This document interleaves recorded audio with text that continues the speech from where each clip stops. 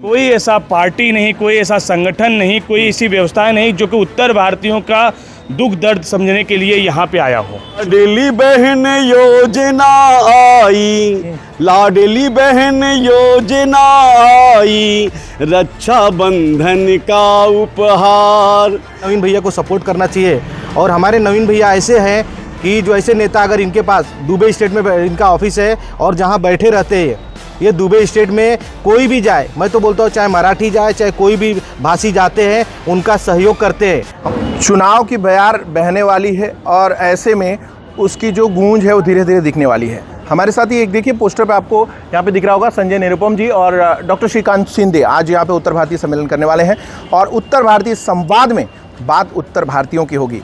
जब चुनाव आते हैं, क्योंकि पिछली बार आपने देखा होगा कि पिछला जो लोकसभा चुनाव हुआ उसमें उत्तर भारतीय जो यहाँ पालघर सीट से है उन्होंने बीजेपी ने बाजी मारी है। मुंबई देखेंगे तो मुंबई में पूरी तरह सन्नाटा था, लेकिन यहाँ पे उत्तर भारतीयों की देन कही जा रही है, जिससे ये पालघर लोकसभा चुनाव का ये उन्होंने सीट जीती है भारतीय जनता पार्टी ने। अब मुद्दा यहाँ पे ये है कि भारतीय जनता पार्टी हो या कोई भी अन्य पार्टी हो या शिवसेना पार्टी हो, जब बात चुनाव की आती है तो बात उत्तर भारतीयों की होती है। हमारे साथ कुछ उत्तर भारतीय वर्ग के लोग हैं जो यहाँ पे नेतृत्व भी करते हैं और समाज का एक तरीके से एक संरक्षण का काम करते हैं लोगों के सहयोग से। बात करेंगे प्रदीप भाई, स्वागत है आपका मेट्रो सिटी समाचार में। बहुत बहुत धन्यवाद भैया आपका। प्रदीप भाई बताइए, इलेक्शन आने वाला है, ऐसे संवाद कार्यक्रम जो भी होने वाला है तो शुरुआत है, ऐसे बहुत सारे हर पार्टियों के कार्यक्रम होते हैं, ये ऐसा नहीं कि एक पार्टी कर रही है, लेकिन ये चुनाव में ही क्यों?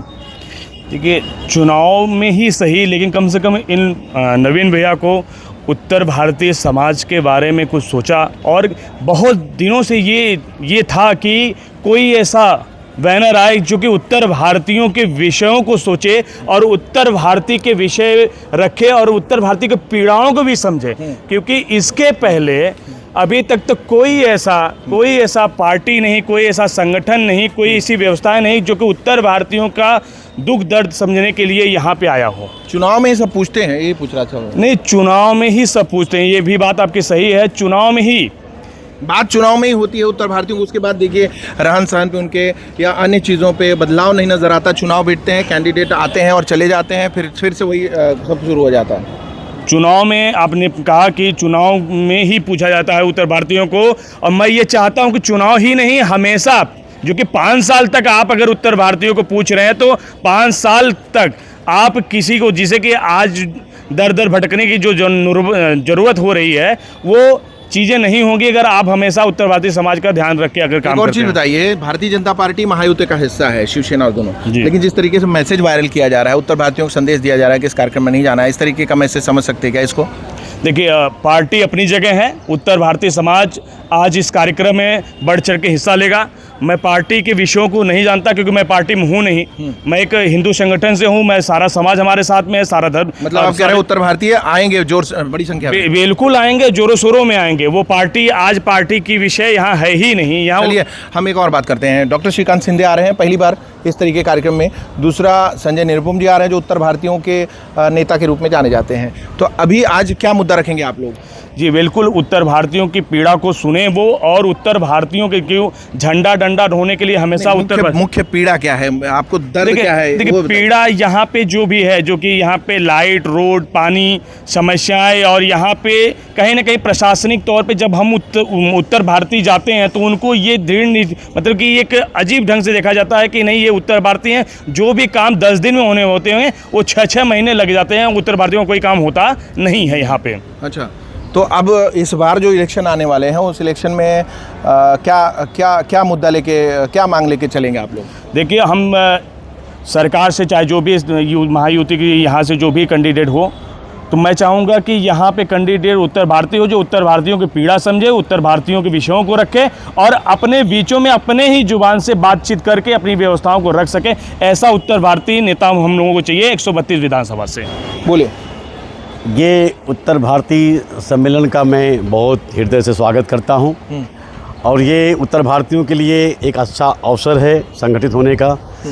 साथ में यही है कि एक बने नेक बने और आपस में न लड़ें, और ताकि उत्तर भारत के लोग यशोभूमि के लोग हैं और वहाँ पर अच्छे लीडरों का उत्पत्ति हुई है।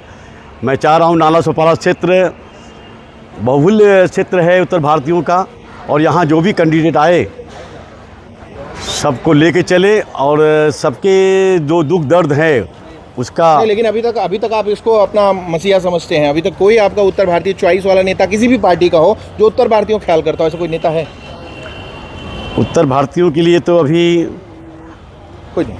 अभी फ़िलहाल कुछ ही दिन पहले लोकसभा इलेक्शन में उत्तर भारतीयों ने अपना जो कौशल था वो दिखा दिया है। नहीं, वो तो हर साल दिखाते हैं, हर बार दिखाते हैं, हर पंचवर्षीय में। लेकिन उत्तर भारतीयों के कोई अच्छे जो कि लीडरशिप कर रहे हैं और आपको लगे कि नहीं करते आए हैं, आज की बात नहीं है। आज तो कार्यक्रम हो रहे, आगे आएंगे, नेता तो आते रहते हैं, जैसे जैसे लोग बढ़ेंगे उनको टिकट मिलेगा, बढ़ते जाएगा। लेकिन अभी तक आपको लग रहा है कि उत्तर भारतीय जो परिवार है यहाँ का, उसका कोई संरक्षक है?